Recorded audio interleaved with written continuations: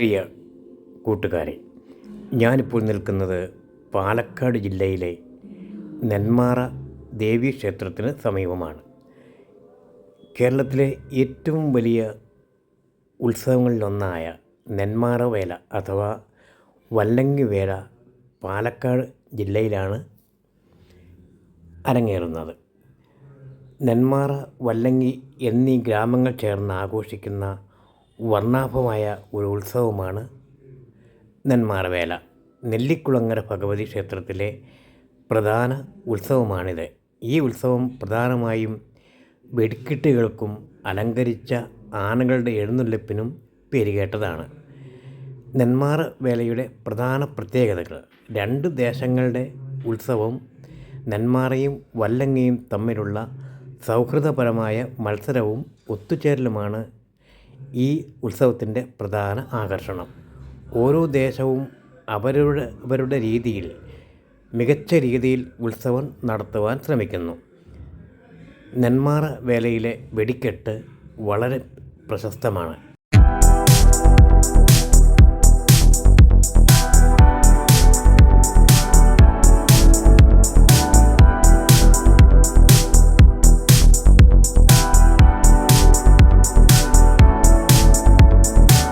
ക്ഷേത്രവളപ്പിൻ്റെ മധ്യഭാഗത്ത് സ്ഥിതി ചെയ്യുന്ന ചെറിയൊരു പാടം മഴ പെയ്ത് വെള്ളവും ചെളിയും നിറഞ്ഞത് മൂലം ഭക്തജനങ്ങൾക്ക് വലിയ ഒരു അസൗകര്യമാണ് സൃഷ്ടിച്ചത്.